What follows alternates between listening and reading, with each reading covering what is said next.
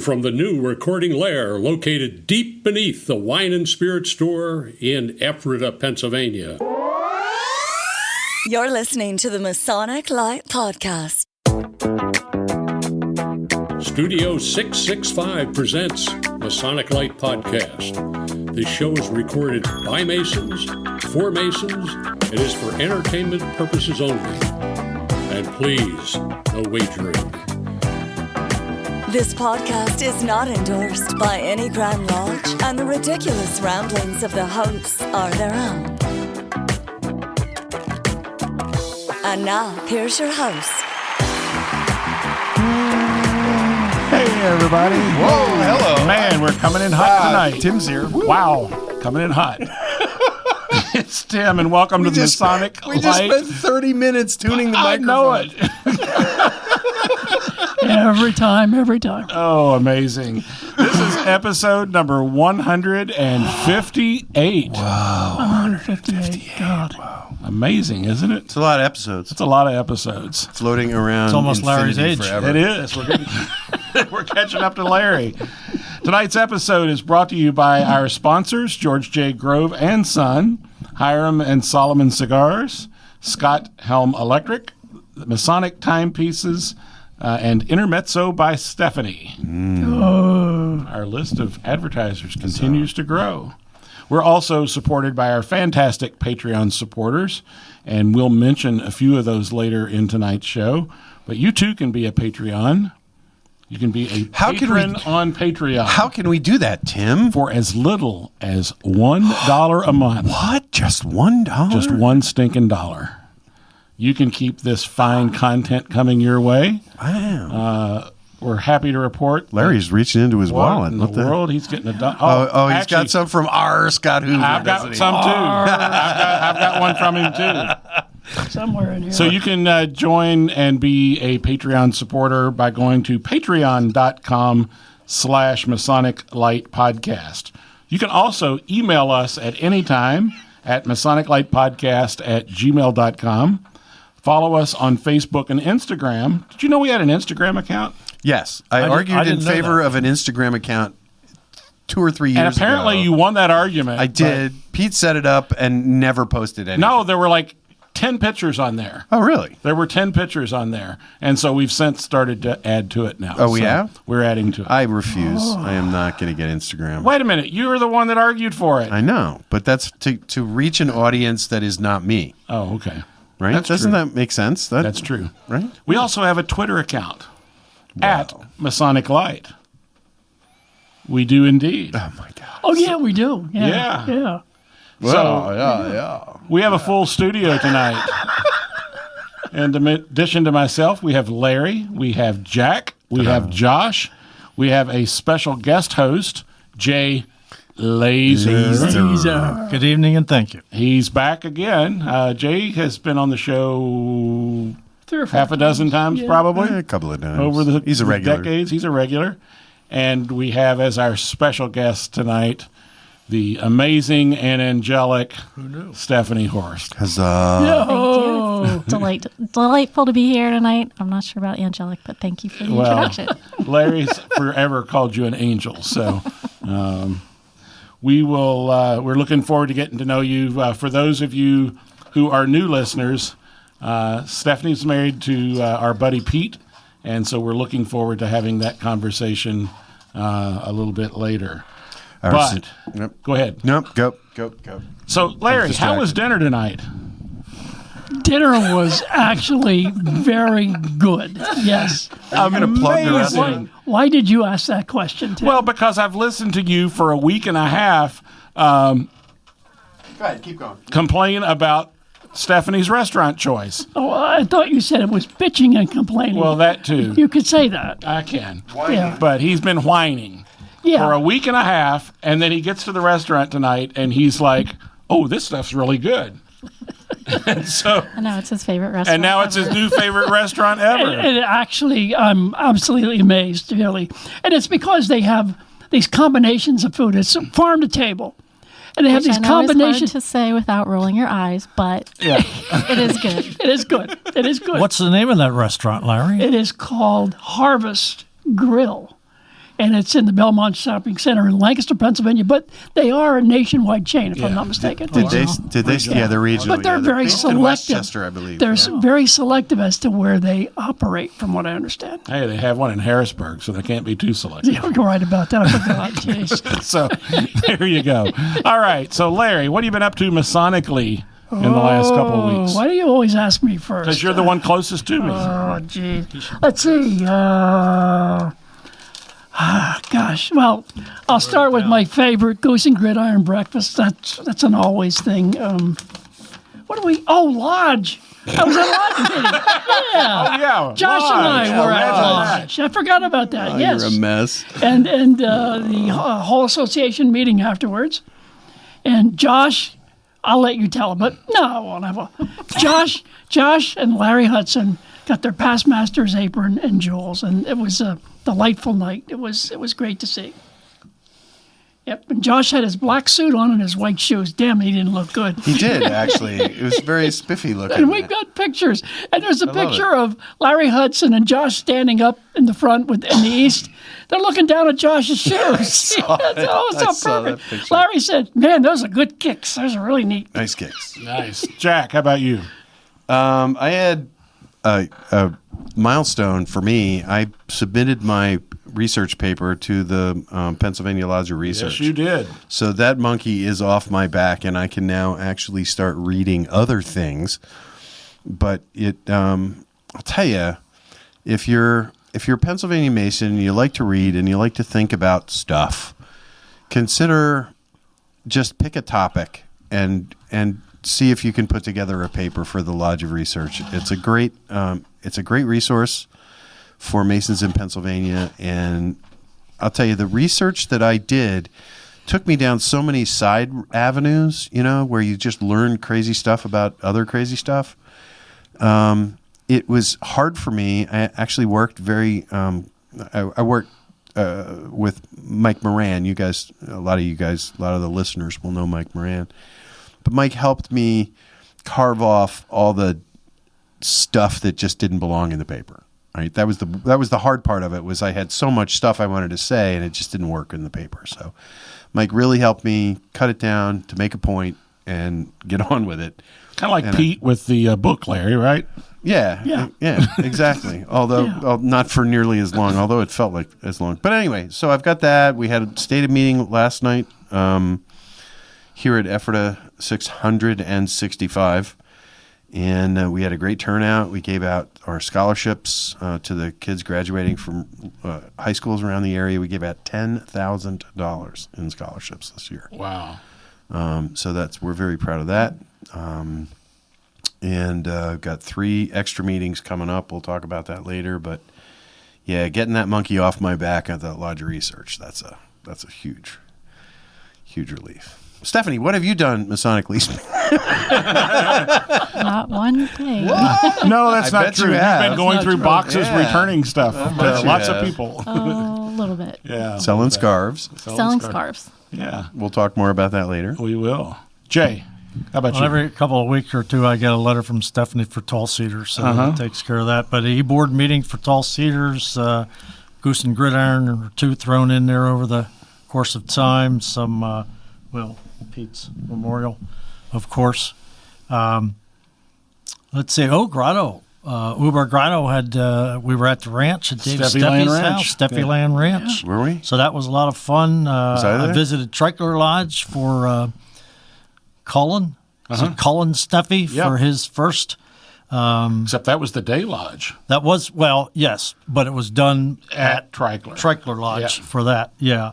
Lodge 43, I went and visited for a degree. I was at Eureka West Shore Yes, you were.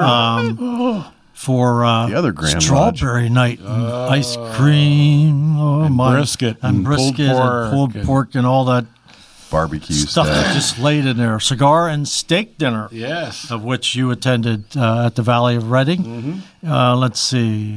He's as bad as Tim. Lancaster County Shrine Club, June's meeting at Yoder's He don't have it written in down. New Holland. No, I do. Quick question. You said Yes. Dave Steffi's son is, what's his name? Cullen. Colin. Colin. Colin. Cullen. Colin. Yes, Cullen. You said colon. Did I say colon? Yeah, you said. Actually, he said I thought you said- Cullen. I thought you said Cullen. Cullen. I probably said it like Cullen. Yes. So Colin. Like Bill. Cullen. Well, like the judge. Yeah. Judge Cullen. Yeah. I was thinking colon because I used to have one.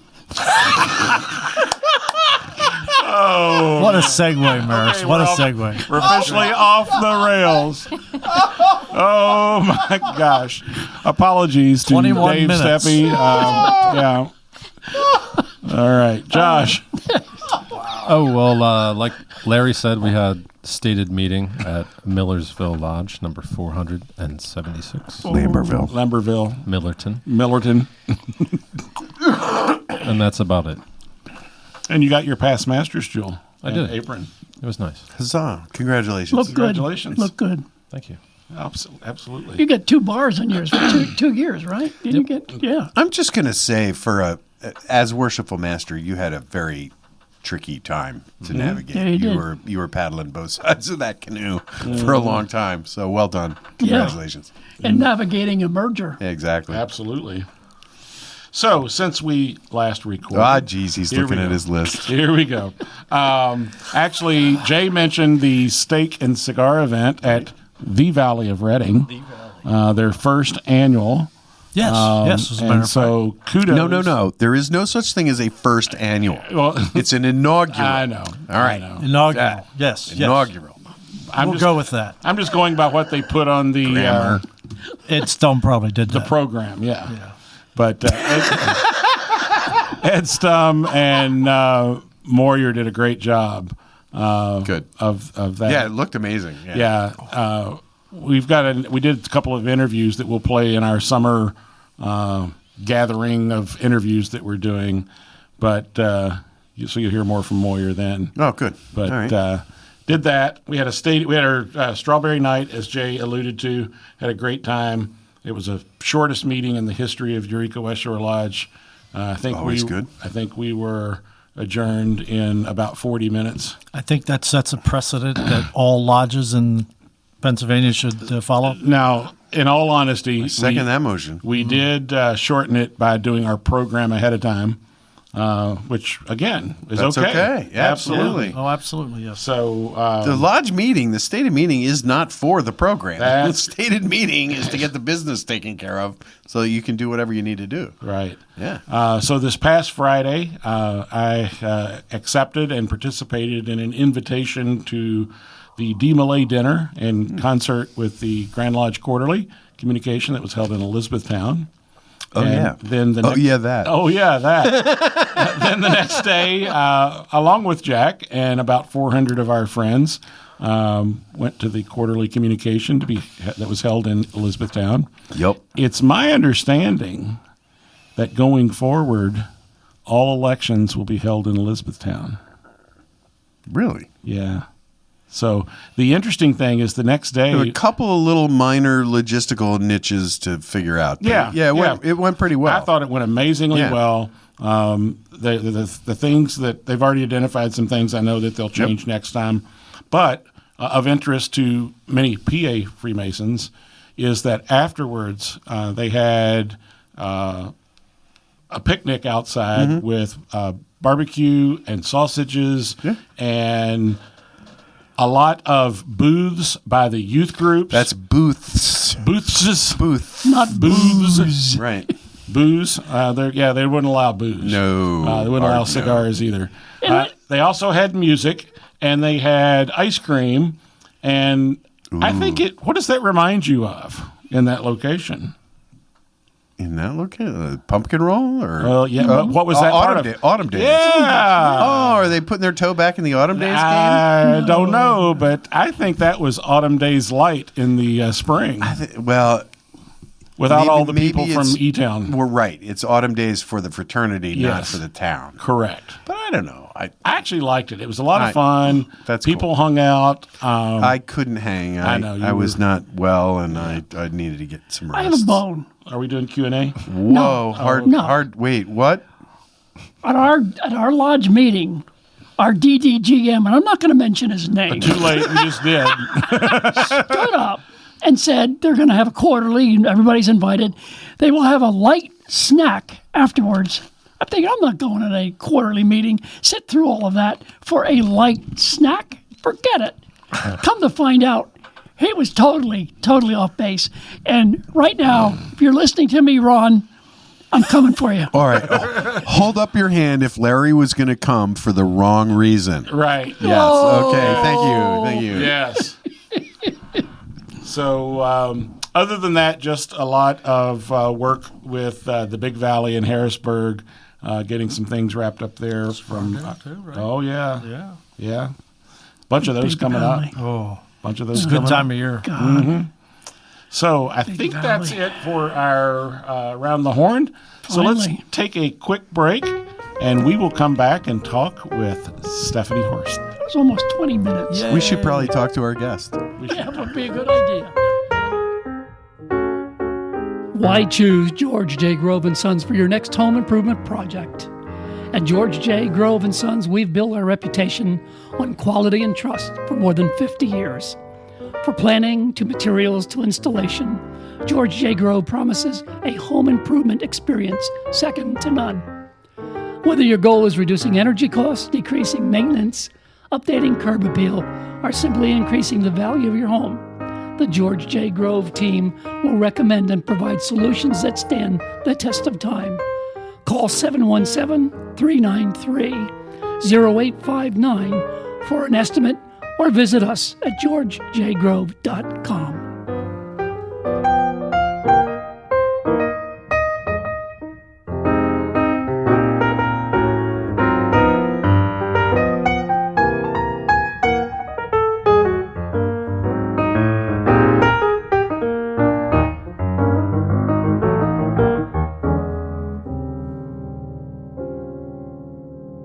And we're back. Tonight's guest is Stephanie Horst. Stephanie is Pete's wife, and we are thrilled to have you here. We've talked for years about having you on, but in a different role. Yes. You want to talk about what we had been trying to plan for like 3 years? Well, I think this was my idea, but I'm not totally sure. No, I'm pretty sure it was your idea. But I've been saying for years that for April Fool's Day, we should have all the wives and girlfriends take over the show and talk about kind of the behind the scenes and maybe give a little, like what are they really like at home kind of thing, and what's it like to be on the wife end of Masonic life. Well, we should definitely talk about that tonight Yes. anyway. Okay. But yes, And that's definitely going to be part of this. So, the Masonic eye roll. yeah. Unfortunately, every time we got close to planning it, something would happen, and we Yeah. just never got to do that. Yeah. So, anyway. So why don't you start, Stephanie, by just telling us a little bit about who Stephanie is? Where did you come from? Okay, well, I was born at a very young age. Okay, well, that's good. See, she's going to fit right in. All right, you're Did you fine. work? How long did you work on that one? Well, yeah. No, I was born in Philadelphia. I was only about a year and a half old when my family moved to Western New York State, tiny little town south of Rochester called Houghton. There's a liberal arts college there, Houghton College. My dad took a job as a Spanish professor. So I did most of my growing up years there. It was, in some ways, a good experience, but in other ways, so my parents are very, very, very Mennonite. And there's really no Mennonite community there, or at least there wasn't at the time that we lived there. So they found it really kind of lonely being there without their community. So when I was in 10th grade, we moved to Virginia because my dad got a job teaching Spanish at Eastern Mennonite College. I bet there were a lot more Mennonites there. There were a lot more Mennonites there. Yes. The world just opened up to you. Right.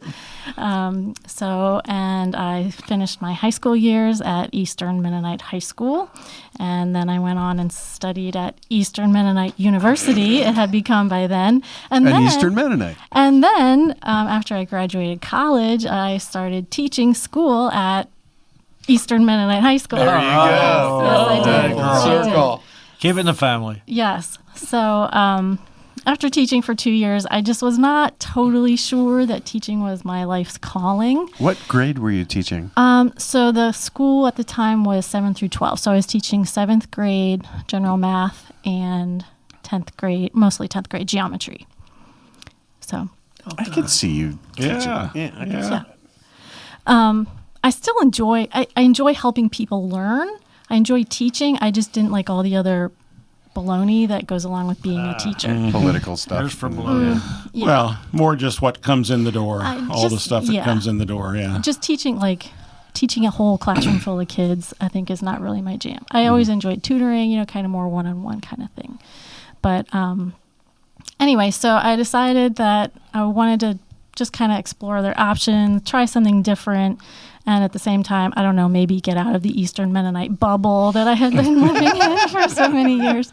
So I just kind of was like, well, where am I going to go and what am I going to do? And I had friends in Lancaster from college, and I just decided I'm going to move to Lancaster and find an apartment and find a job doing something. I don't know what. So bim, bam, boom, I came up here. And I bet it's not often someone says, I came to Lancaster for a change of, Yeah, usually that river flows the other way. Yeah. I know, but to me, little Mennonite girl from Eastern Mennonite bubble, it was a new frontier in some ways, but not completely unknown because Right. I still had a lot of Mennonite connections. So it's made it easier, not so intimidating as like going somewhere where I didn't know anybody. Right. So, yeah. So tell us how you met Pete. Oh, man. Okay. So in, I want to say maybe like 2011, a friend of mine says to me, you got to follow People of Lancaster on Facebook. The guy that writes it is hilarious. Okay. And so I started following People of Lancaster on Facebook. And in fact, the guy that wrote it really was hilarious, right? This is Pete, but I didn't know it at the time. So after being a fan of People of Lancaster on Facebook for like maybe a year, he made a joke about his neighborhood, and he said the intersection where he lives, and I was like, get out of town. That is at the other end of my block. Okay, so I'm like, I gotta get an introduction to this guy because like I'm a fan and like what the heck, we're neighbors, and like if I see him out mowing the lawn, I want to know that that's the guy that writes People of Lancaster, and I can say hi. You'd never see him out mowing the lawn. I didn't know that. Little did she know that was never going to happen. We're going to have Didn't this know that. carpeted, yeah. Yeah. So it was not long after that I made that discovery that he announced he was having a meetup. So a rare 505, he used to do the 505 every Wednesday, then he stopped doing it, but then for some reason he was having a rare 505 get together, everybody come out. So I took a couple of my girlfriends and we went out to the 505 and I introduced myself and I said, hey Pete, guess what? I'm your neighbor. And we had good conversation, and my girlfriends and I had a great time because that's what you do when you go to an event that Pete is hosting. Am I right? Yep. Absolutely. So we had fun. And then maybe the next day, Pete sent me a friend request on Facebook. And I was like, interesting. And then I realized that he has like 50,000 Facebook friends. I was like, okay, maybe not so interesting. Like he's just Facebook friends with everyone he's ever met. And so that's whatever. not an exaggeration. No, He's a pretty no. powerful. He was a pretty powerful presence on Facebook. Yeah. But then, like a day or two later, he sent me a private message. And he said, Plot thickens. hey, Dun, dun, dun. so I had a craptastic week, and I'm going to be at Stubby's after work tonight. Stubby's was like around like a block from where we lived. I'm going to be there after work tonight if you want to stop by. And I was like, what does this mean? Like I read the message like 5 times. I'm like, does he mean he and his buddies are going to be there and I should bring some girlfriends and we'll all hang out? But I read it again and I thought, he didn't say anything about buddies or girlfriends. I think he's asking me out, right? So I went to Stubby's that night and I met him at the bar and we sat at the bar for 3 or 4 hours and talked. And so as we're kind of winding down, he says, so what are you doing tomorrow? And I said, I said, I have a date. And he was like, because, I was single. I was doing online dating. Yeah. I had a first date with some rando from OkCupid, okay? And so... Okay, Cupid. Yeah. Okay. Yeah, 2012. This is 2012. OkCupid. So I said, Did you have a MySpace page, too? I did not. Okay. I did not. So I said, I have a date. And he goes, oh, well, I hope you have a terrible time. That's him. That was Pete. Yeah. So anyway, it turned out the rando from OkCupid totally ghosted me. And I was like, you know what? I'm okay with that. So, after that, Pete and I just kind of started hanging out. I mean, like I said, we were neighbors. And we worked really different schedules. So it wasn't like a super datey date kind of relationship. It was more like, hey, I'm making a pot of stew. Do you want to come over? Or, just things like that. It was On the down low. Yeah, it was kind of on the down low. So It was nice. who cooked the stew? Pete was the beef stew kind of guy. Okay. Yeah. We need to get to your cooking at some point. We do. Yes. We do need to address the issue of my cooking. Which is a matter of public interest. Yeah. Yes. I will have you know that I am, in fact, a very good cook. Thank you much, Pete. For those of you who don't know, the last episode that Pete recorded, he may have made a dig about my cooking. Oh, no. I can't imagine. Go back to about episode, 152 maybe or something No, like it that. was episode 150. 150. Oh, she marked it. She wrote that down, magic marker. Yeah. Yeah. Episode 150. Yes. All right. No. So I need to set the record straight. The issue is not my cooking. The issue is Pete's eating. Yes, there you Am go. I right? There you Yep. go. Can I get an amen? here? Amen. Amen. He was a Amen. picky eater. And, He's one of the pickiest eaters. I know somebody equally as picky, but those two would have gotten along swimmingly. Yeah. So the problem was I am a good Mennonite girl, and I do good Mennonite cooking. Starch. Starch and things like vegetables. No. Pete would be like, Green things why and are there green orange things on my things. plate? And or things like a lot of like international foods, like West African peanut stew, and That could be tasty. Yeah. Right? Don't make a face. Oh, it's so Hey, remember, you thought good. You thought Larry. harvest was going to be bad. You're wrong on many levels here, but So, to Pete, anything that was unfamiliar, he automatically didn't like before he even saw it. And Yes. the guys are pointing at Larry. Oh, yes. So he didn't like the things that I like to cook. So I would try to cook things that he would be more likely to enjoy, but they were not the things that I was really comfortable cooking. And so they didn't always turn out. And then he didn't like it anyway. And finally I was like, listen. Once he stopped working and went on disability, I was like, guess what, buddy? You're in charge of Suck it dinner up, from now on, Buttercup. because nobody likes to cook if the person you're cooking for doesn't enjoy it. Am I right? Yep. That is girl. true. You got So that is the story of my cooking. we believe you. Yeah. Yeah, that was a memorable moment. It's one of the few episodes you actually went back and listened to. I did. I did not generally listen to the show. You guys know this. Neither did because- Pete. Yeah, neither did Pete. Yeah. No, I asked him early on, after you guys had recorded just like a handful of episodes, and I said, should I be like making more of an effort to like express interest in your projects? Would you like it if I like tried to listen to your show? And he said, well, if you don't listen, I will feel more free to say what I want to say. And I said, that sounds like a win-win to me. Yeah. You say whatever you want to say, and I will not spend my time listening to your show. So I did not listen, but I had to listen to episode 150 specifically because you guys told me not to. Well, not at that moment. Yeah, you had other things on your mind. at No, the time. you told me not to because of what he may have said about my cooking. may have said. He also offended entire states. So Right. don't Yeah. you know? He was banned from a few of those. Rhode at least two. Rhode Island. Rhode Island and Ohio. And Ohio. Ohio. Yeah. I was in Gettysburg when he was banned from Ohio. Oh my goodness. Yeah. Yeah. So there was something else that was memorable from episode 150 that you mentioned. Yeah. So I don't know if you guys remember, but again, it was the last show that Pete recorded, and it was the one where you guys had been off for a while because, like, Larry was sick, Pete was sick. You know, you guys just had a lot of stuff. We were all sick. Everybody was sick.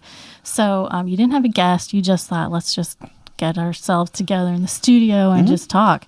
And one of the discussion topics was, like, how do we support each other? Like when somebody's sick or somebody from Lodge is in the hospital or whatever. You guys remember this I do. discussion? I know where you're going. Yeah. I remember him talking about the Hello Fresh meals you all would get. Yeah. I think that's what led to the cooking That comment. is what led to the cooking comment. Yeah. My daughter, who Yeah. lives in Reading, listened to that show, and she thought it was so good. It was good. She loved what he said. It was a really good show. My yeah. daughter. Yeah. So the HelloFresh thing was that the people from my church, which I absolutely love my church, they are the best people ever. They're not listening. Don't worry. They're wonderful. No, they really are. And Pete gave him credit too. Like on that show, he said like something about my wife's church. He said like they're a group of people that actually really know each other and really care about each other, and that's really true. But like they really, really wanted to help because Pete had been in and out of the hospital, and I had told them, you know, they wanted to send meals every night of the week, and I said, you can't do that because Pete is a picky eater. So what did they do? They signed us up for HelloFresh. Trying to broaden his horizons. Which was not. Oh, I know where this is going. Yeah, it didn't work out well because it's not easy. Like, How much rutabaga can you eat, really? That's But which brings me to, so I just, you know, after listening to that show, like I had some more thoughts that I wanted to kind of contribute to that conversation. Like, how do you help people? And I think one thing is you should always ask. Like, if they had asked me, like, would it be helpful if we signed you up for HelloFresh?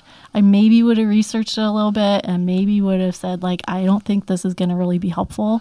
Or I might have said, like, yeah, that sounds great. Let's try it. And then I at least wouldn't have felt like it had been foisted. You know what? on Just us, the you words know? that you just used. Would it be helpful if we? Yeah. That's a question we don't ever phrase it that way, but that's a great way to phrase it Yeah. because, you know, do you want us to? Well, no, that's going to Like, be no, don't bother, bother. right? Yeah, no. Yeah. But would it be helpful if we? Right. I mean, that's a great way to phrase it. You're yeah. Right. The other thing too is, so, you know, after Pete passed, you know, everybody's been so supportive. Again, my church, the Masons have been awesome. My friends are amazing. But like one of the big things that the Masons did for me is one day in April, we had a work day at the house. And I can't even tell you how many people showed up. I had an absolute army of Masons at my house, and they did yard work. They cleaned up my flower beds. They mulched. They weeded. I had a team of guys down in the basement cleaning the basement out. I had a team of guys cleaning out the garage. Like, it was amazing. It was really great. But thinking back, like, how did that come to be? Do you remember, Jack? I do. Jack and I were in the car together going to a Beersheba meeting because they had invited me to come. And we're just making small talk, you know, talking about gardening and whatnot, yada, yada. And I just, you know, kind of kept saying, oh, yeah, I really need to yada, yada in the yard. And, you know, my fruit trees need something. I need to get this done. And this has been neglected for a while. And Jack says, sounds like we should have a work day at your house. And I was like, oh, interesting. Let me think about it. And like eventually I said, like, yeah, that actually would be a good Then idea. you got really nervous that it was going to turn Well, into yeah, a because kegger. Larry like posted it to the entire world and 7 planets. Hey, we had 27 people there. Stephanie texts me and goes, am I going I to need wake to up order Saturday a morning to a kegger on my front lawn? And I'm like, Just a college kid. yeah, right.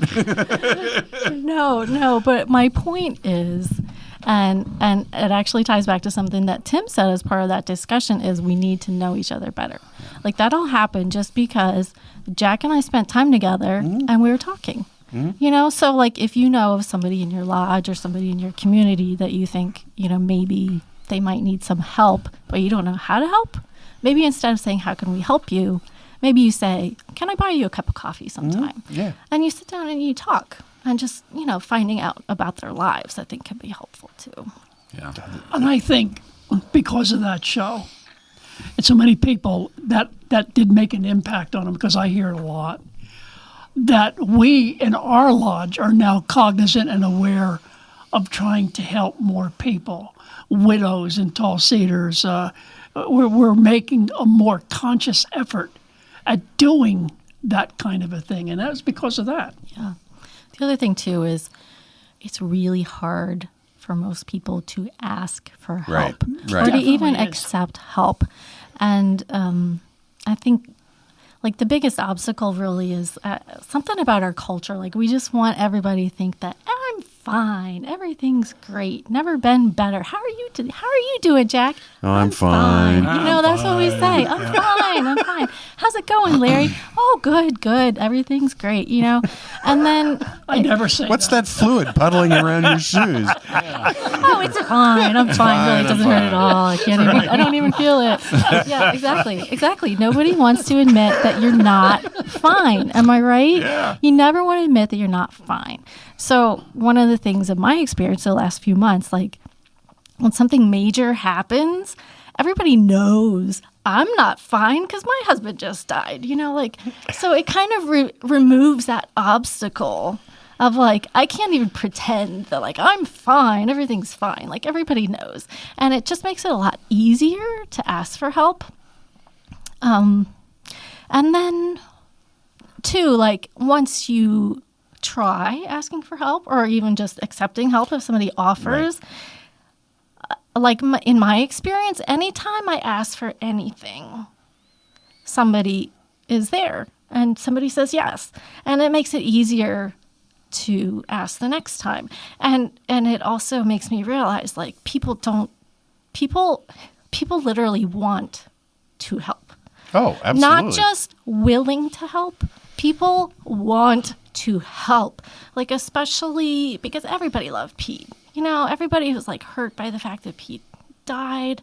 You know, everybody wants to show how much they cared about Pete, and like they hate that he died and they wish there's something that they could do. Obviously, there's nothing you can do. He died. There's nothing you can do about that. But if I can say like, yes, I could use some help with yard work, everybody's like, thank God. Yeah, it's catharsis for everybody. Yeah, something absolutely. I could do to at least, just to make Stephanie feel like she's not alone, which is actually really, really great. So, yeah. But just getting back to the thing about asking for help, like, I think too, like people in leadership, more than like concentrating on how can we like find ways to help people. No, I have tissues in my purse. Okay. Wait, I'm gonna do it, Tim. Hold on. I'm looking around here. All right. She pays attention. She gets it. This is a men's group. We don't have tissues. No, Suck it up, I'm Buttercup. fine. No, I think too, like if people in leadership, like you're not like Larry, you're saying like now we're starting to think more about finding ways that how can we help people. If leadership would also think about how can I model asking for help, I think that would be really helpful. You know, if people would just be more open about like, What does it look like? Yeah, to make it more normal to just say, hey, I could use some help with this thing. Yeah. Yeah. I know we had a fellow, a long time Mason. He was an older fellow and he was experiencing some aging related stuff, and his family came to us and we knew he was in his last days. And they said he can't get into the tub to take a shower. We need to get a step-in shower. And they came to us, and I'm embarrassed to say that we as a lodge didn't know how to help him. And it pains me now to even think about it, but we're so far out of practice that we didn't have a mechanism in place to just get it done and follow up with the paperwork later, right? You just sometimes you just have to react. And what's amazing is 200 years ago, that's exactly what we were for and did. There's a story about the guy that owned the Millersville Lodge building. Did you ever hear this story about he went to Oklahoma or something with the land rush, or he was a member down there? That's what it was. He was a member in Millersville, or in Millersville. And he went out to Oklahoma with the land rush, and he took his family out, just picked them up and went, and opened his store. The store failed. The wife wanted to go home, and he wrote a letter, said, "This is my wife. Take this to the master of the lodge in Millersville," and just, and the letter said, "Take care of her, set her up in a house. I'll take care of it when I get back. I have to close up the store," and done. And it was done like that. And we've lost that. And we're just glad that you gave us the opportunity to do something for you. Yeah. Just whatever little thing, but. Yeah. And another thing, too, like Larry Hudson is awesome. After, ever since the workday at my house, which was like mid-April, just a couple times, like out of the blue, he'll just text me, "Hey, just checking in, see how you're doing. Do you need anything?" And it really makes it easier, like if I do think of something, I'm like, well, Larry just texted me 2 days ago. Like, he was really asking, is there something, it just makes it easier to ask if somebody is like giving you like specific opportunity to say, yes, I need help. And I think you And we want you to always feel that way. Yeah. You know that. Yes, thank you. I was going to say, I think it's also important that we not just do those things in that moment, but going forward. Yeah. As you've said, it's kind of continued to be a question that's been asked. But And back to the original statement. Yeah. We have to know each other That's in order right. to do that. It's key to know we each don't other. have nearly enough opportunities to do that. I recently heard from Stephanie. I got Oh, a text the other day. She was just talking a moment ago. Oh, I'm sorry. I didn't hear anything. You didn't hear Stephanie talking? She was on here for like 20 minutes. Jack was talking last. Never mind, Larry. Go ahead. Larry, he's busting Well, I got your a text. chops. I get a Larry. text from her. Yes. Trying to She lighten said- it up here a little I'm bit. listening to She you, said, Larry. I have a slight problem. She said, the Worshipful Masters frame that had like 6 Masters of the Lodge in there, the one frame, she said, slight problem. She said, Diesel stepped on the frame and broke it.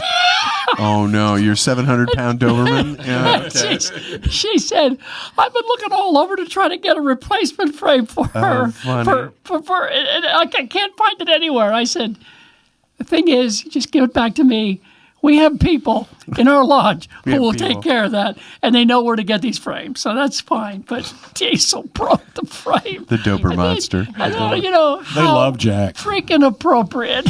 Actually, the current crop of Dobermans probably doesn't have any problem with me. I think the No, last time I no. was there, it was fine. The but most beautiful dogs in the world. The one- previous occupants. Yeah.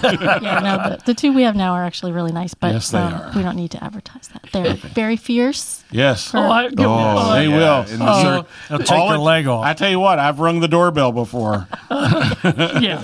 So Yes, I will say they would do And a very great good job alarm of system. scaring off any intruders. But situationally Call friendly. ahead, you'll be fine. yeah, Yes. if I invite someone into my house, then they're cool. yeah. All right, well, let's take a quick break and hear from our sponsors, and we'll be back with more with Stephanie.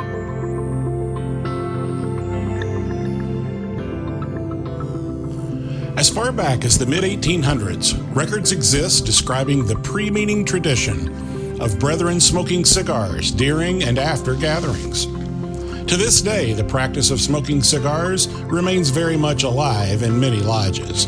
This custom is considered a time for brethren to relax, exchange ideas, and enjoy the simplicity and fellowship that is the very essence of our brotherhood.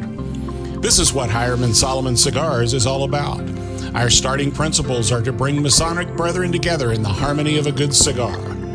Pull up a chair, sit back, light up any of our premium cigars, and enjoy the history. Hiram Solomon Cigars can be found at fine cigar retailers. For a complete list, visit HiramandSolomonCigars.com or check them out on social media to find out when they'll be at a live event near you. Hiram Solomon Cigars is pleased to be the official cigar of the Masonic Lite podcast. And we're back. Wow, it was that easy. How hard was that?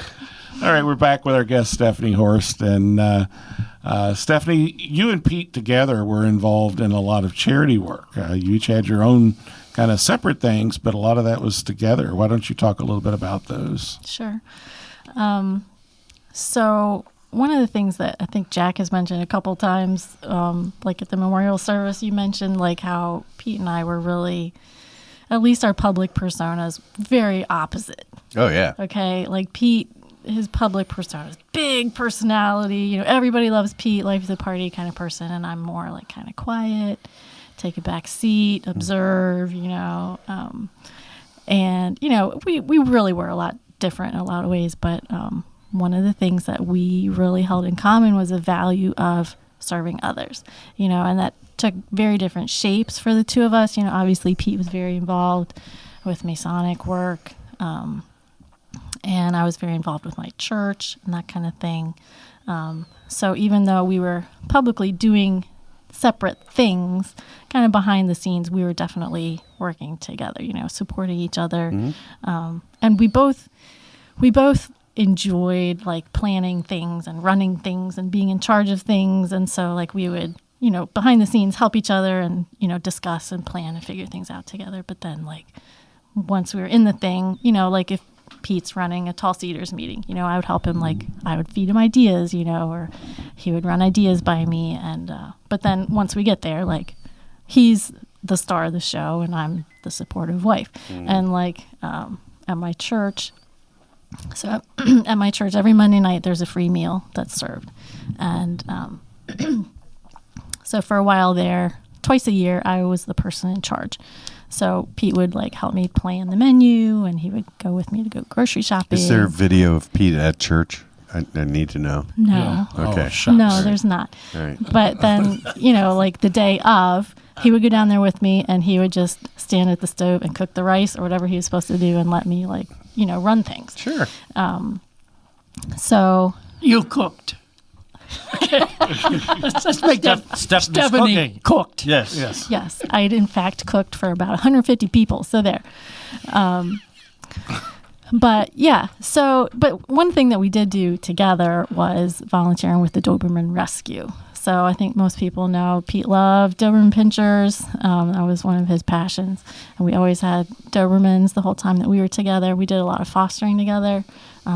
Probably the most memorable one was Karma, our foster dog, who ended up being pregnant that we did not know when we agreed to take her in, and nobody else could take her. And so we ended up having 12 puppies in the house for 8 weeks. That was quite an That experience. was a fun saga to watch. Yeah, they became celebrities. Yes, they did.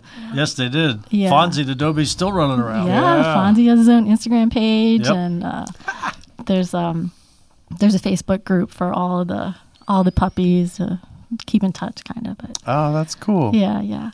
So that was an experience. It was probably more fun for those of you just watching on Facebook. I'm certain. I can only Absolutely imagine. couldn't smell it That at was all. for those- No, Couldn't smell a thing. That's that poop. Yeah, it was an experience. Yeah. You know, I admired that about the two of you, how that, you know, together you were able to, you know, help each other and yet kind of were able to do your own thing as well.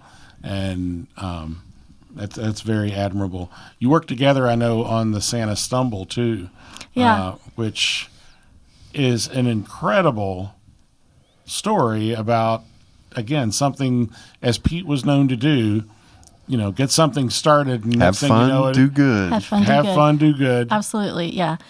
Pete started the Santa Stumble just as like a fun thing for him and his friends, and the way his evil magic worked is if he planned an event, even if 5 people showed up, he would personally see to it that those 5 people had an absolute blast, so that the next time those 5 people would tell all of their friends and so on. what a and fun so time on. they had, and they would bring all of their friends, and Pete would personally guarantee that all of those people had a really good time. Right. And Just then the good next, show. Yeah. So like, and every year at the Santa Stumble, I mean, I think the first year, I think he said he had like 50 people come out, and they had a blast. And so then the next year it was like 250 people. And, you know, and he had just created a culture of like, this is a fun event. And so like every year it just grew and grew exponentially. And now you can't get into a bar on Santa Stumble you can't. night. You can't. And the other thing that he figured out that was amazing was Okay, so I am planning an event for my friends to dress up like goofballs and come downtown, and there might be some shenanigans and tomfoolery going on. I have an idea. Why don't we ask everybody to chip in a few bucks and we'll give it to the police as a fundraiser, right? So that's what he did. And he said, we're going to raise money and give it to the mounted patrol for their horses and Brilliant. the canine unit for the dogs. Because again, Pete's an animal lover. And who doesn't love horses and dogs? Am I right? Yeah. Yep. So like, who doesn't want to dress in a silly holiday themed outfit, come downtown? Apparently, not a drink, lot of people don't like and, that. and A lot of raise them- money for horses and dogs. I mean, it's awesome. And like now, like you said, it's just such a huge event. It's hard to even get served at a bar. Yeah. And like it sounds like the kind of thing where everybody would be drinking too much and getting into trouble, but it's not. Partly because you hardly can't get near a bar. You can't get served. Like, you're lucky if you can get, one drink. See, that's third level brilliance, right? know. Have a party, donate to the cops, but make it so that nobody can get really hammered because they can't get to the bar. Exactly. It's freaking brilliant. It's genius. I never put the last step to it, Oh, but yeah. now I have it. Yeah. Okay. Yeah. Right. And of course, Pete has friends everywhere, right?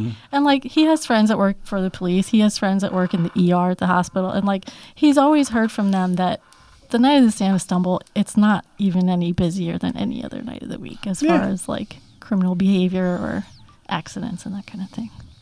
So anyway, it's just a good time. And so we're going to keep doing it. It might be structured a little bit differently since I'll be in charge now instead of jeez. All those Santa ideas you Stumble. We're still suggested. going to do it. That's great news. We're going to do it. Yes. Send your cards and letters. Yeah. So, I want a scarf. I want a pin. Yeah. There's two guys that have been really faithful in helping us to organize and plan it every year. And I checked in with them shortly after Pete died and said, like, are you guys going to be on board to keep doing this? And they said, absolutely, count us in. So we're for sure going to keep that. I'm looking forward to that. Yeah. Yeah, it's always a good time. Well, tell us about the new project. Oh, man. Okay. So Pete had this idea for a fundraiser. Uh-oh. And then COVID happened, so he never got around to getting it done. Well, we're doing it. So the idea is a 0K. Oh, this. Okay. Oh, yes. Yeah, yes, yeah, yes. Unrace. I'm We ready. talked that, yeah. Yes. Anybody that knows Pete. The unrace, Yes. yeah. It's an unrun, okay? So the idea is everybody comes decked out in your finest activewear, and we will gather behind the start/finish line, and at the sound of the starting pistol, everyone will step across the line and go to the bar. Nice. I love it. I love it. Yeah. And tell us about the charity. So, since Pete passed, I decided we are going to do this. It will be, Jack, the first annual. Not That's harsh. inaugural. That's really harsh. I'm sorry. The first annual Pete Ruggieri Memorial 0.0 Unrun. Awesome. I love it. And that'll be in downtown Lancaster? Downtown Lancaster at Marion Courtroom, September 17th? I think The that's third right. Sunday. The third of Sunday in September, yeah. This year? Yeah. This year. Whoa. Absolutely And this the year. following. Whoa. Yeah. And the Yeah. following year, because it's the first The annual. first annual. See what you did there, Jack? I do. All right, it's all right. That is what's known as a callback. It's all about grammar. That's right.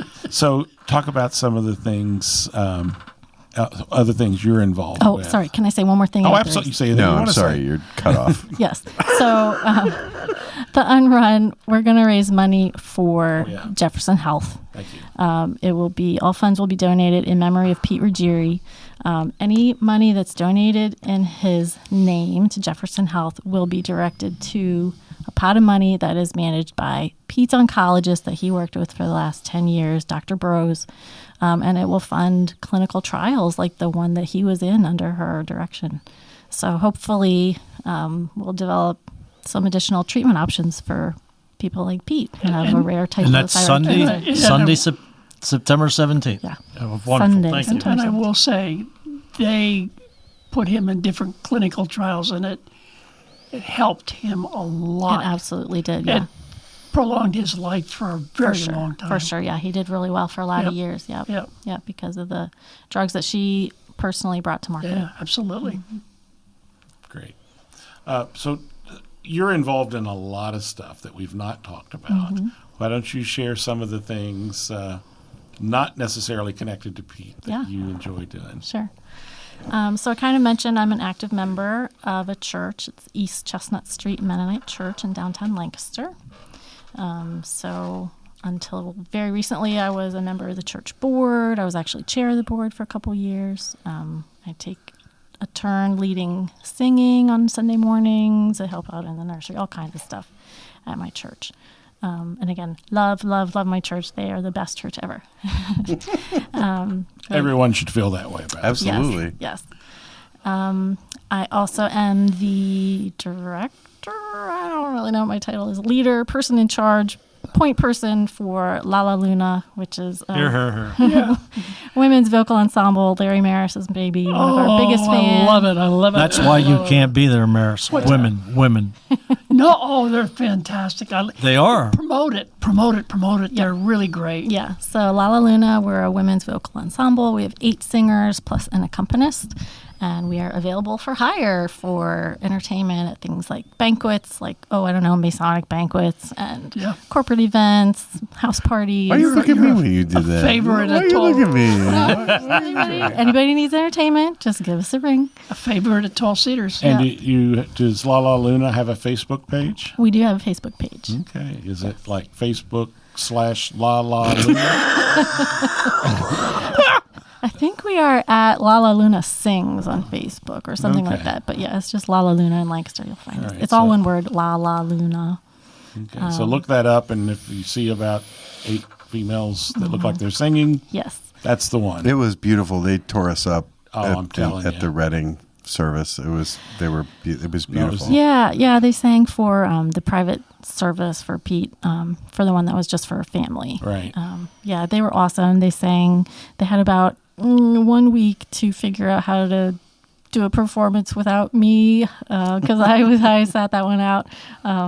But yeah, they really did a good job. It was beautiful. Yeah, and we do a wide variety of stuff. I mean, as far as different styles, we've sort of Rap, heavy metal. not so much things like that, no. But I mean, we have church music if you want church music. We have That's our Facebook non-church page. music if you want, like jazz, folk, pop, all kinds of stuff. And you always sing my favorite song. Which is A Nightingale Sang in Berkeley Square. Yes, that's Larry's By favorite. one of my all-time favorite Larry's singers. blushing right now. I want everybody to know. Larry's he blushing. is. Larry's Yeah, he blushing. is. Heck Yes, yeah. there we are. Jay found us. So you too can find us on Facebook because Jay Laser was able to find us. So the one of your newest numbers that you all sing was one that the lady sang at the memorial service. Mm-hmm. It is beautiful. It is haunting. It is the introspection involved with it is just amazing. What's the piece called? So the name of the piece is Jewels. Jules. That's it. Thank you. I should give credit to the composer, but I can't think of her name right now. Barbara McAfee. There you go. Oh, Came there to you me. go. Yeah. Barbara McAfee is the writer, and it's a very simple song. I think a lot of times the most profound songs are the most simple songs. Yes. It's kind of like a round, but it's just 3 parts that just kind of repeats over and over and over, so that the text and the beauty of the music just kind of seeps into your soul by the time we're done singing it, 12 times. And the words are just, every time I go into the darkness, I return Yeah. with a fistful of jewels. And it's just a really beautiful piece of music. I've heard you all perform that a few times, and each time it's literally taken on a different meaning. I wasn't sure we were going to get through I wasn't sure I was going to get through our part at the memorial service after the one at the private one, just because it just it blew me away in a different way than it had before. Yeah. So I think that's something that speaks to the power of music. I mean, I can, I just told you the words, but it doesn't have, when you just speak the words, it doesn't have the impact of, when it's set to music. Well, it did just then. Oh, good. Yeah, well, I'm glad you enjoyed it. Yeah. Yeah. So what else? What else you got going on? What else are you... Well, besides that, so I have, since Pete died, I am kind of taking a step back from some of my things. Like I mentioned, I stepped down from the church board because I just, I want to focus on some of the things like the unrun and things that, I kind of want to take the first year to do things for Pete. Mm-hmm. Like the unrun and getting this Santa Stumble back, kind of organized the way I think it should be organized. And, obviously I was busy for the first couple of months, planning the memorial services and there's a whole bunch of bullshit to deal with, related to the estate and, oh God, legal and financial stuff, which, heaven help And us. Masonic stuff, because he was a critical element of 95 different Masonic things that had to be unraveled for you. Yeah. So I've been doing my best to get people access to the email addresses. Yeah, mailbox that he let me made. stop right here. I'm going to public service announcement. If you're involved in anything, Thank you. Make sure somebody else knows how to log into it. Don't please. be afraid to share. Somebody besides your wife. Somebody maybe. besides your wife. Yeah, don't burden her with that. So we're actually creating a book of secrets that we're going to put into this room. And it's going to have all the login information. It's going to have the banking information. It's going to have the passwords to everything. Just because. Can we get that leather bound with it, So, I Just like up here. I said to Stephanie at one point, look, please don't turn his phone off for a while. We will help you pay for the phone bill. just leave it plugged in. We know because we know that everything in his brain was on his phone or his iPad or whatever. And so we finally got to the point that we thought we had everything. And so one day I'm logging into one of our accounts and it asked for a two-step verification. Well, the two-step verification was Pete's phone. Yeah, and so I called or texted Stephanie and said, I'm about to inconvenience you you. still have that thing? She says, I turned it off this morning. Yep, you just missed it. Yep. So fortunately, the company that ran the thing that we were trying to get into said, okay, can you do some verification of your last 2 deposits and your last 3 this and whatever? I'm like, yeah, I can do that. And so then they sent us the link to make the changes. But we literally, that was one we had gone in and changed everything, but forgot the damn 2-step verification thing. Yeah, Pete and I were completely unprepared. I mean, it sounds ridiculous. I mean, he was living with cancer for how many years, but I think for him, to put down a plan, all of the things, in case I die, that was just a little bit too close for comfort to him. Sure. Mm-hmm. So, and I'm glad you're bringing that up because that's a difficult task. it is. It really is. It is. One of the things I've learned where Pete was concerned was I've got to do something like that. And it's hard. It's really, really hard. Yeah, keep putting it off. And you had a good idea with a friend that you had. A good friend of mine from Kentucky has this book. It says, okay, I'm dead. Now what? Yeah. And you open it up and it says, call these people and tell them. Here's what I want for the funeral. Here's what I want for this. And then here's all the stuff. Here's where you go, the bank account, the this, the that, and whatever. And it sits prominently in a place that the family knows where it is. And That's genius. it is. Absolutely It genius. absolutely Yeah. is. And I adopted that, and I'm in the process of doing it. Yeah, we do need to publish this book. Absolutely. Say it out loud so everybody can hear Yeah, there you go. Somebody will beat Josh us to can it. just edit that out. it. Cut that out, Josh. Yeah, cut that part out. All right. So, all right. Well, we're going to take another break. I think Walter is back from his extended vacation, and we might have another sponsor or two to hear from, and we'll come back and wrap up tonight's episode. It's late breaking news, and Walter just got this before we came to the studio tonight. Okay. But I think it's important that we discuss, or we don't have to discuss it, we can do it another day, but we have to recognize the Grand Lodge of Tennessee. Yes. And yesterday, it was announced that the Grand Lodge of Tennessee, right? It is the Grand Lodge of Tennessee, so. I think right? that's the one, yeah. I think. They have recognized the Prince Hall Grand Lodge of Tennessee, so that they are in amity with each other, and that's fantastic. And Huzzah, yeah. We just want to congratulate them for making the right move, because for the right reason, and it's that good men should be able to gather together and just be Masons. So congratulations, Grand Lodge of Tennessee. We hope you're the one. We hope it's you. If it's not, I'm not so sure. Josh has some editing to do. Yeah. All right. It was. I believe it was. All right. So let's take Josh, keep an eye on that. Let's take that quick break. In Masonic news today, at a recent meeting of the Council of Grand Masters of the Universe, the subject of recognition of the Grand Lodge of Burpistan has been raised.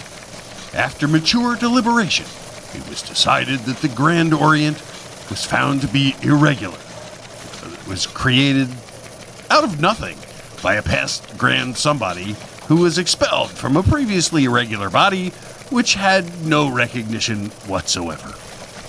Talks broke down when the discussion of irregular bodies was deemed to be body shaming, and everyone was sent to bed without any pie. That's the Masonic news. So moted. Well done, Walter. Well done. Well, if you ever attend any Grand Lodge meeting, don't. There's always that moment. No, you should. Yeah, you should. You should. There's always that moment when they deal with recognition of various Masonic bodies, and sometimes they get quite interesting trying to follow. I couldn't follow it. I thought I had it, and then all of a sudden I lost it. Like, what? And Who? I'm like, huh? Where? Yeah. Yeah. So it's actually on YouTube, so you can dial it up. Actually, and try to figure it it's out. not recorded. They only live stream it. Ah, really? Yeah. Well, that's good. That's okay. It's not only that particular happenstance where that. It can happen to any garage happens meeting all the time. at any Absolutely. time. Absolutely. And we're the kind of people, we go to a quarterly, we're going to look for things like that because it makes our show so much better. I'm texting Walter the whole time going, Walter, you getting this? Are you hearing this? Are you hearing this? Oh, my God. Tim, relax. All right, Jack. In the past couple of weeks, we received an email from a Worshipful listener. Secretary, is there any correspondence? Do you have any further to offer for the good of Freemasonry in general, or this podcast in particular? There is. I got an email from a listener, the listener, I guess we should say. We got a message from the Reverend Lorenzo Thomas, Master Mason. And he sent this message, and I'm going to read it. It's fairly long, and I forgive me. But it's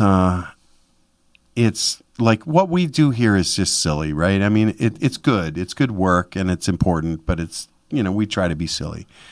And that's what we did at the really heart of COVID, when everything was dark and nobody really knew what was coming. We did a digital degree of Knights Quarantined, and it's still available. You can watch it online. But I got a message from a brother. He says, "Hello, brothers. I'm a Master Mason from Ohio, and I want to share with you how the digital degree of Knights Quarantine helped me through my work on the front line of the pandemic and is currently helping me through my related PTSD. I'm a clergyman, and I'd spent several years working as a chaplain in a level 1 trauma center in central Ohio prior to the pandemic. At the time when COVID had reached us, I was working as the midnight chaplain, the only one in a 500-bed hospital trauma center. I had other chaplains to fall back on when things got rough, and get rough they did. At my hospital, it was the responsibility of the chaplains to do the death notifications, decedent care, and to manage the morgue. One day, our emergency department team sat in a circle and talked openly. The doctors lamented that they did not know how the illness was transmitted or how to treat it. The nurses noted that they did not know if we had already contracted it.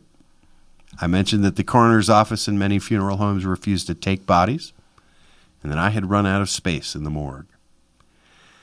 Yet even knowing the dangers we were walking into every single night, we came back to the hospital to do our best at being the healers God called us to be. I've never seen more valor than watching our hospital employees walk into that, knowing the danger that they faced. One night, well into the first few months, I stumbled onto your podcast and the digital degree of the night's quarantine. I immediately signed up and purchased the jewel.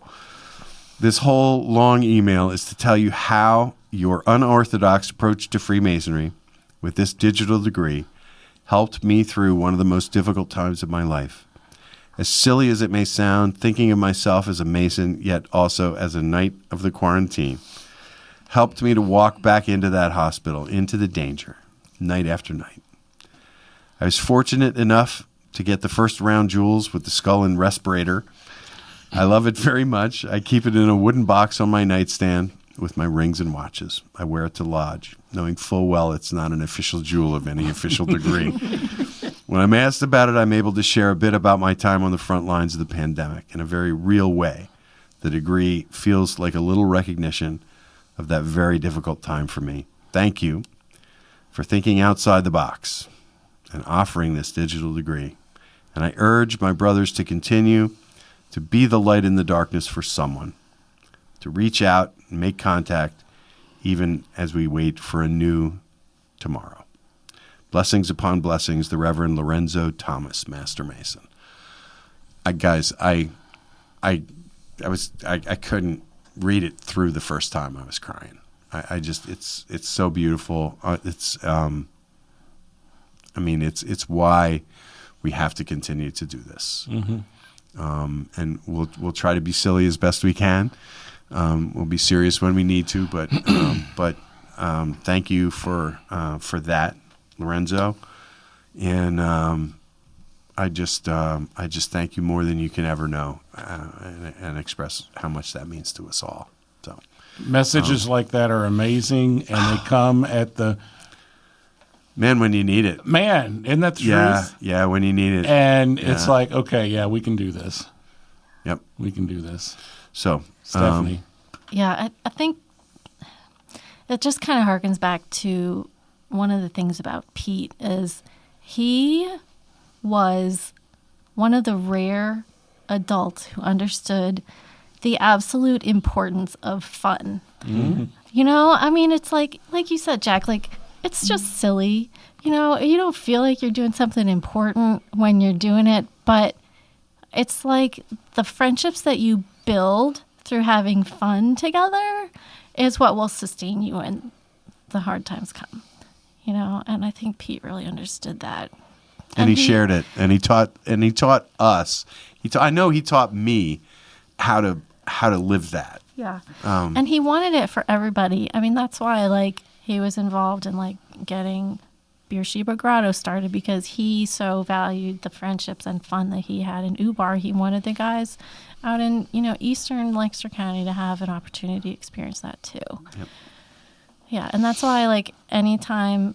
I mean, really, like, even the Santa Stumble, like, why did he start the Santa Stumble? Because he wanted his friends to have opportunity to have fun together, and not just because he enjoyed having fun, but because he really felt like it's important to, like, build friendships and have fun together. That's what it's all about. Yeah. Indeed. Yep, very much so. Wow.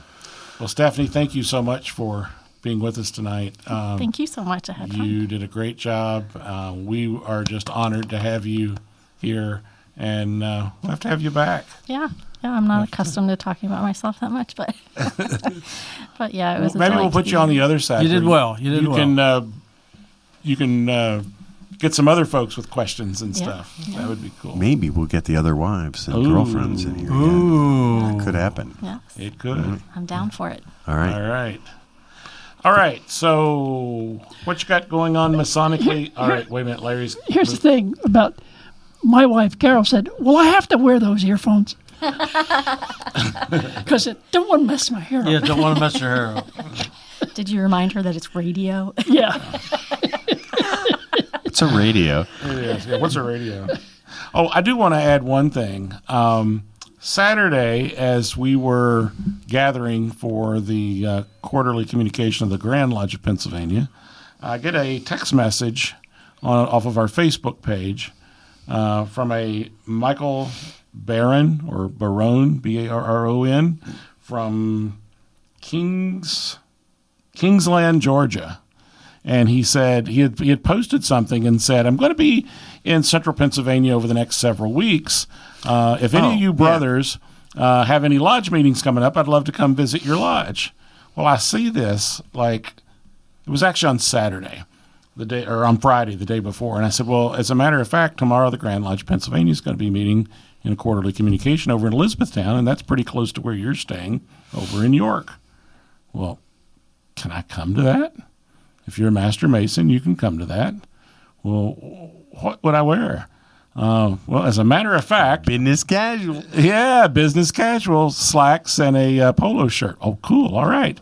So he texts me and wants the address, and so he tells me he's on his way over, and I said, hey, stop back at the audio and video area and introduce yourself when you get here. And he got there, and it was so cool to meet one of our listeners that never would we have met had he not reached out via our Facebook page to others. And cool. Michael Patrick? Patrick Michael? Something? Hang on a minute. I think it's Patrick Michael. A good Irish name at that. Michael Patrick. Michael Patrick. There we go. Yeah. It's not as good an Irish name. Thanks. Thanks, Mike. Hope you enjoyed it. Yeah, I hope you did. I'm sorry you missed our meeting at 665. We were looking for you, but yeah. All right. So, what you got going on Masonically in the next few days and weeks there, Jack?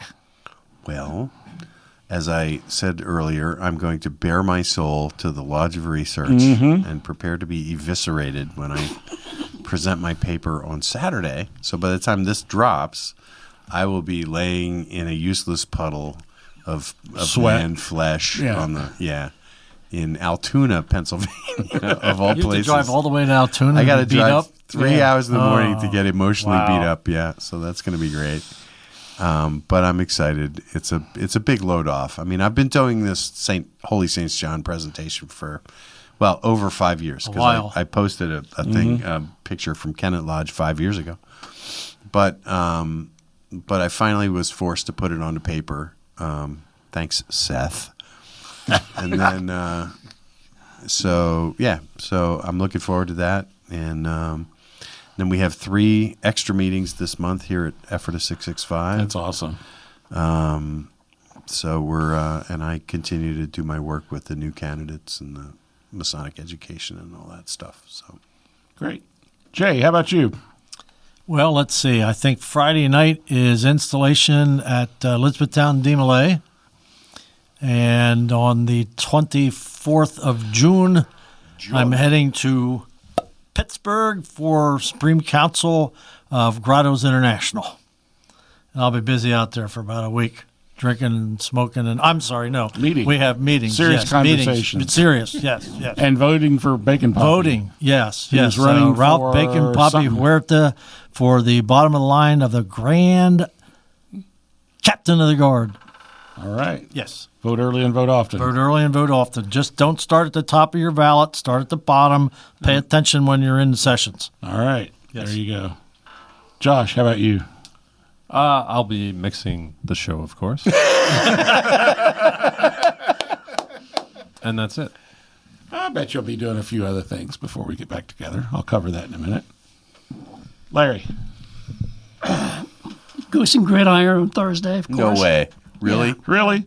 17 Thursday? years. Is that tomorrow? Yes, 17. On Thursday? You haven't got it right yet. No, I haven't got Tomorrow? it. Tomorrow. Oh, I got to work. Sorry. Yeah, I know. I'll be in Tomorrow. court. Work. Yeah. Thursday. I've never seen a retired guy work as much as you. Josh is looking at the calendar, and he said, "Oh, that's tomorrow." Mm-hmm. So I'll be off next Thursday. Will we see Josh be at able to Goose and go. Gridiron? What? What? So let me just cover a couple of things. I am thrilled to not have much going on Masonically. As a lodge that meets early in the month, Let me videotape my this. June my June requirements are pretty well gone now, but there are some fun things. Jack mentioned his grilling at the Lodge of Research in Altoona. Coming up a little later in July, the Valley of Harrisburg, the Big Valley, is having a golf outing in support of the Children's Dyslexia Center. The podcast will be I think we're going to be a hazard sponsor, which I think is as appropriate. we should be. I think that's appropriate. We're going to be a hazard sponsor. And we're going to videotape every damn golfer that goes through there. That's going to be fun. Yes, So that's always fun because we do some live streaming in the morning. You'll see that on Facebook. We'll do some interviews as folks come through. That's always a lot of fun. And Jack is going to be the captain of the Masonic Lite podcast golf team. Boy, are you in trouble. Yeah, it's going to be great. You golfing, Josh? Did I miss the September event? We talked about it earlier. Not yet. Did you mention it? You mean Not Lodge yet. in the Woods? It's coming up. So I think that's You can use exactly my what it phone is. if It's you up want in the to do it. woods and it's a lodge. it is. It's a good course. On August the 12th, the 21st Masonic District is sponsoring a cave degree. And so if you are interested in that, reach out to the 21st Masonic District of Pennsylvania. You can Google that 21st? and find it. The 21st Masonic District. Okay, I thought you said the first. Yeah, there's also another event on August the 12th at Camp J. Edward Mack. It's our Gathering of Eagles, and we have an Eagle Scout who is a Mason and also a prophet of Beersheba Grotto, who is going to be our program speaker that day. Awesome. That is cool. And- On the 19th of August, 19th of August, the Big Valley's barbecue and cigar event, which is always a fun event, the Big Valley of Harrisburg. Stephanie, you smoke cigars? I do not. Okay. Sorry. You But she likes barbecue. You know how to hold a cigar. You don't have to smoke it. I do like to eat. Then on September the 20th, Ephrata Lodge number 665 is sponsoring its Lodge in the Woods. what number? I'm looking for a 2023. number. Oh, 7 or 8. well, the first one was in 2009, Okay, and so we do it every other year. Okay, So I don't know. Somebody do the. You're a math whiz. that's Do- like do- 6. What? What? That's like 6. No, 9 out I think of it's. 23 ends up with what, 7? Yeah, I think it's the 7th, but it feels like more than that. Didn't you Anyway, cancel? Okay, it doesn't matter. Anyway. Yeah. So anyway, that's coming up. Lodge in the Woods 2023. Go on eventbrite.com. Lodge in the Woods 2023. Buy your freaking ticket and come out and have a great time. It's a blast. And if you're too old to walk, Merris, we have golf carts there to get you back from the dining room to the lodge room. Yep, and it's under see, roof, that's so it's rain or shine. Just come out. It's business casual or scout uniform, and come out. It's a steak dinner with all the trimmings and all that good stuff. And it is a scout camp, so walking around is sometimes tricky, but we do have vehicles to carry people around back and forth from parking to dining hall and so forth. So if you haven't been, it really is a hoot. I mean, it's a lot of fun. We have the Grandmaster will be there. He'll be giving out a bunch of awards and stuff to worthy Masons, and it's just a good time to get together under the blue canopy of heaven. So I was there 4 years ago, got in the golf cart, getting out of the golf cart, put a hole in my arm, and they were scrambling for a first aid kit. At a Boy Scout camp, nobody had one. there wasn't a Boy Scout in sight. That's the point. Paper towel, blood seeping out. What a night. So you all did a great job of dragging that out. I was frantically searching for an announcement someone asked me to make, and so thank you all very much. You're for welcome. Hit it. 2 days or 2 evenings after the Lodge in the Woods, on September the 22nd, the first annual District 19 God, they're Lowville. killing me with this, aren't they? They're killing me. I'm just reading what's on the script here. That's all right. At the Juniata We'll all learn Sportsman something. Association in Port Royal, Pennsylvania. Oh my God! Do they have the internet out there? They do. All right. They don't need the internet for a Lowville. And then on Wednesday, September 27th, the 3rd Masonic District will sponsor its 10th annual Lowville. That will be at the Game Club in Waynesboro. K-A-R-P-O-U. Yeah, that's a what? guest we're trying to reschedule. Oh, okay. So- I was wondering what the heck. He who shall not be I named got you. tonight. I got you. The last big Masonic event that we haven't really started talking about yet is the installation of the new Grand Master in December. That is correct. I don't know if you have that on your list of things to talk about or not. I don't, but go ahead. Tickets will be released shortly. There's a meeting coming up in June of the district deputies, primarily in central Pennsylvania, because that's really where most of the people who are going to come are coming from. It's being held in Lancaster City at the Marriott. Yeah. The Grand Lodge has basically blocked the entire hotel. So when the time comes, you'll be able to reserve your tickets through the Grand Lodge block of rooms. But our own Larry Durr, who is district deputy here in District 1 for many years, is being installed as Grand Master. And it's going to be a very different kind of installation. So encourage you to encourage your lodge to get to buy a table and attend with Masons and spouses and stuff. It's going to be a really interesting night. It'll be fun. That'll be a public installation. That is correct. Around noon on December the 27th. Yes, that would be St. John's Day. That would be St. John's Day. St. John the Last time they were here in Evangelist's Day. Lancaster, we had a Santa Stumble that same night. You're Yes, right. yes. Ooh, That's wouldn't right. that be? That's a little late for Santa Stumble, though. Santa Stumble is always the second Saturday of Yeah, December. that's true. Yeah, that's a different thing. Okay, one thing that we've not done a good job of over time is we made a couple of promises. one thing? Just, yeah. Oh, Among the things. Oh, that was Oh, I harsh. love it. I That was love it. so harsh. She's a critic. I love I'm it. hurt. I'm hurt. I love it. We promised our Patreons, particularly geez. our master producer level, $13 a month contributors. Wow. Larry and I were looking at these numbers earlier. It's really amazing how strongly we've been supported over time by all of our listeners. And whether you contribute at the $13 level or even the $1 level. $1. We really appreciate that, and you really do help us. Part of that promise to our $13 contributors is that we would mention their names. And so I'm going to fulfill that promise, and we may not do it every episode, but we're going to do it a little more frequently than we have in the past. So a special... What if somebody's wife is listening to this? Yeah, I'm like, that a isn't there a good idea? HIPAA violation or Well, something? they signed up and knew we were going to read the names. So here we go. Dan Madrigal, Skylar Clark, Mark Mattern. This is someone who's not wanting their wife to know. Furry Knight.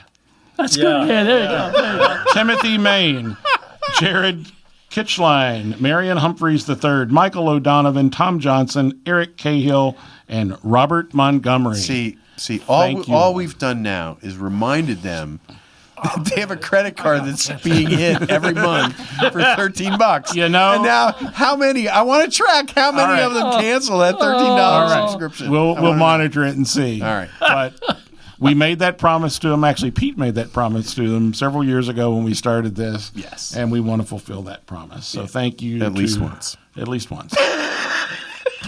Thank you. Oh, my God. All right, Larry, wake up. Yep. Okay. Josh, you ready? Yep. Let those chickens loose. Ooh, okay. Wow. They may not come out tonight after that. I don't hear them. There we go. They're following the music. Slow chickens. Special thanks to Effort Lodge 665. There, Moyer, put down your pipe and smoke it, smarty. To Josh Lamberton, our producer and director, who continues to make the show. Now, Stephanie, you've been here tonight. You see what this is. You say, how in the world is this going to turn into a... He does his magic. Jack Harley, our news director. Tim Dedman, our marketing director. to Michelle Snyder, Douglas Maidenford, Oh my God, 2 times in a Douglas row. Madden. and Austin Dutchy Schifrin, Doug. Masonic Light podcast contributors. Maiden From for far away. And to our listeners who always make doing this show really worthwhile. This is Larry Merris. Thanks for listening wherever you are. Bye, everybody. good night and be well and have fun And do good. and do good. And do good. Do good.